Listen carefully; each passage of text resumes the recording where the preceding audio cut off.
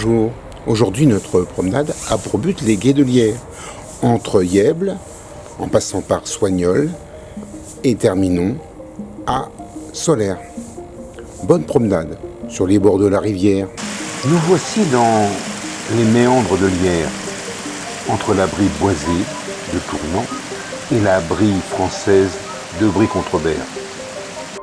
Nous sommes dans la communauté de communes de Brie, des rivières et des châteaux.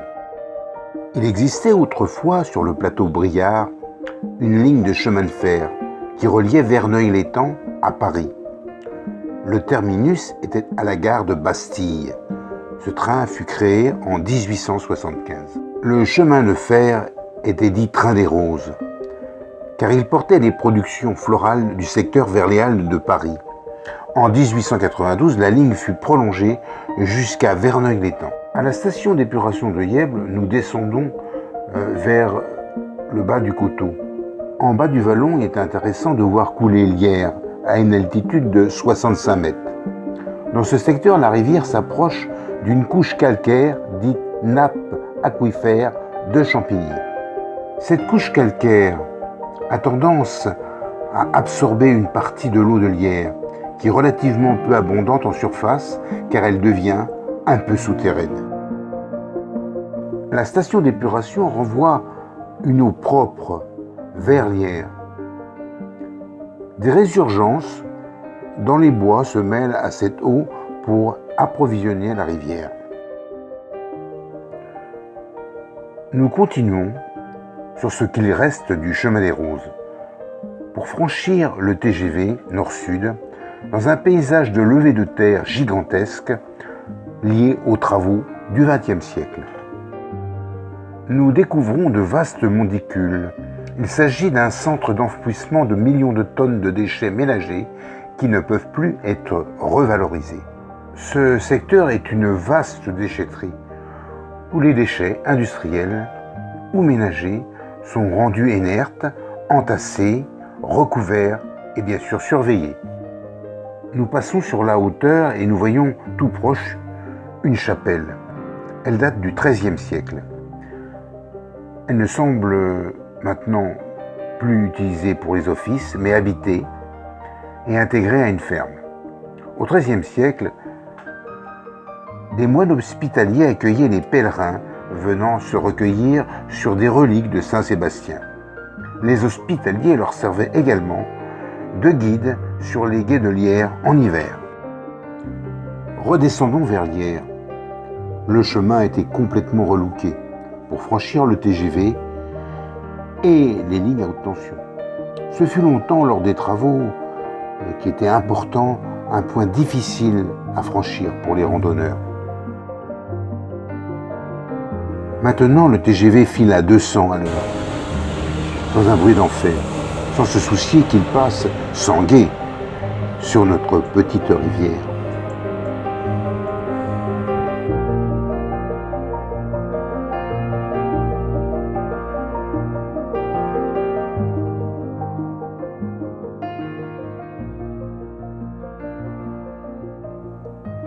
Lierre est toujours modeste ici, nappe de Champigny oblige. Heureusement, des drainages ou des caniveaux de pluviales venant du TGV ou du Mont-Saint-Sébastien l'alimentent.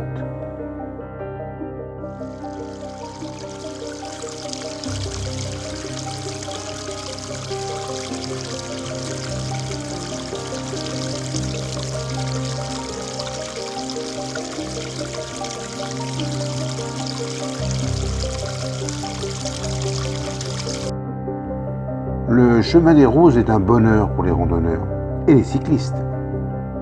On peut même, sur de vieux bancs de pierre, se reposer à l'ombre.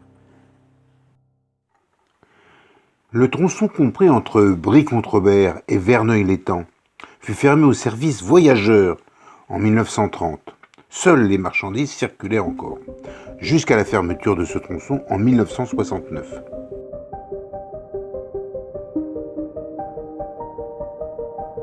Dans ce méandre grand à plat, nivelé par Lierre depuis des siècles, les centres équestres mettent leurs chevaux en liberté.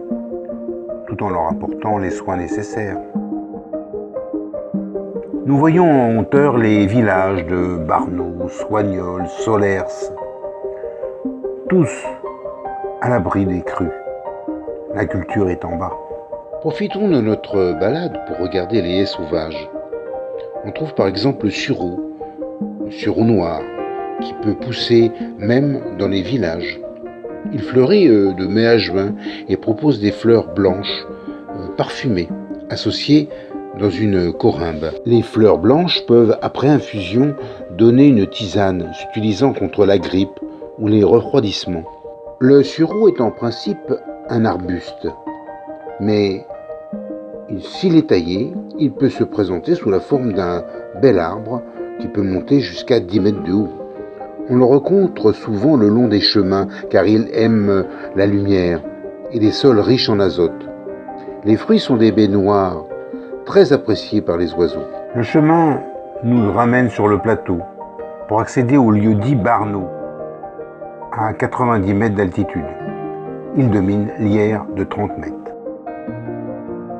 Barneau possède un ancien château, vaste habitation bourgeoise. Son passé est un peu sulfureux dans cette brie conventionnelle, car il y eut longtemps un centre naturiste dans le parc.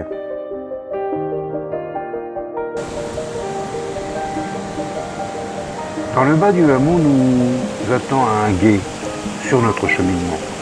La rivière de l'Yerre, du fait qu'elle s'infiltre dans la nappe de Champigny, n'est pas très abondante dans ce secteur. Dans le méandre vers Soignols, nous sommes entourés de nombreux chevaux. On rappelle à ce sujet que la Seine-et-Marne compte 230 centres équestres, ce qui fait de ce département le plus important en nombre de structures équestres de la Fédération française d'équitation.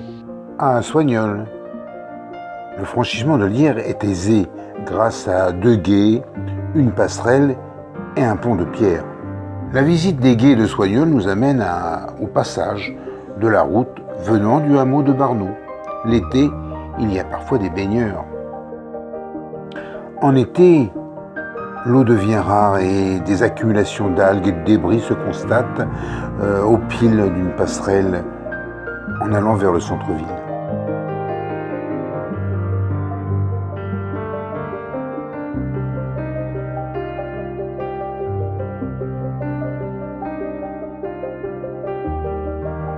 Un cheminement en platelage permet de mieux circuler dans une zone humide ou inondable à l'entrée du village.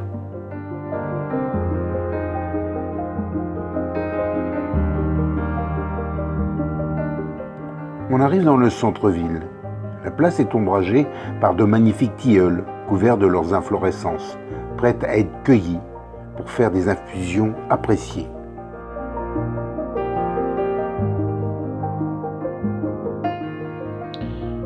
L'église Notre-Dame de l'Assomption possède un clocher-tour et un chœur remontant au XIIe siècle. Aussi, elle est classée au monument historique. Nous voici arrivés au seul pont de pierre sur la route vers Coubert. C'est la départementale 441 qui nous permet d'enjamber la rivière par le pont. On a d'ici une jolie vue sur la boucle dite du fer à cheval. Nous observons une plaque indiquant la présence d'un moulin. Il y avait en effet un moulin à cet endroit. Ce moulin récupérait l'eau venant d'un ruisseau descendant de la colline vers le village de Coubert. C'était le moulin à grande roue.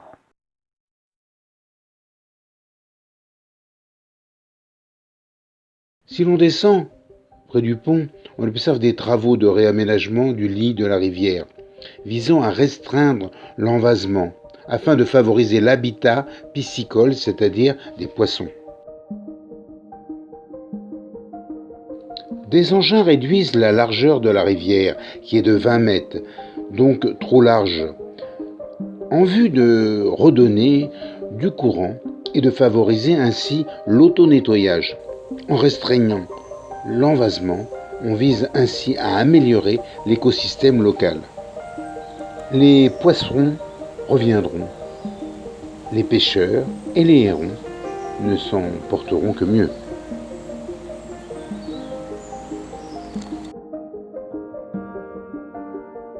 Après une montée à la sortie de Soignoles vers Solaire, on passe un pont qui domine à l'altitude 80 mètres la voie des anciens chemins de fer Bastille-Verneuil-l'Étang, dite voie des Roses.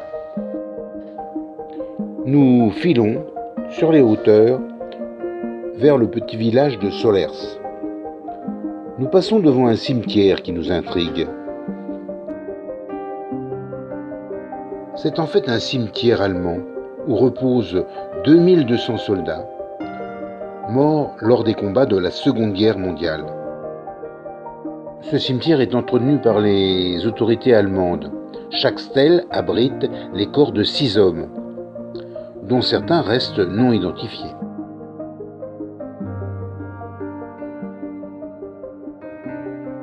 Après une bonne descente sur le chemin de petite randonnée, nous atteignons le pont Bossu, qui nous permet de rejoindre la plaine basse, dans un méandre nivelé par l'Yerres. Si l'on regarde la topographie, la rivière a fortement creusé la rive droite, donnant un dénivelé passant de 91 mètres en haut à 63 mètres en bas au pont Bossu. Cette plaine dans le méandre est constituée de limons arrachés durant des siècles dans le lit de la rivière sur le plateau Briard. Certains chemins traversent l'Yerres sans aménagement particulier. Il faut parfois se mouiller les pieds. Encore un autre gué à proximité, ici non aménagé. Ces gués sont répertoriés depuis le Moyen-Âge et le Codex Calixtinus, ou livre de Saint Jacques, en parle.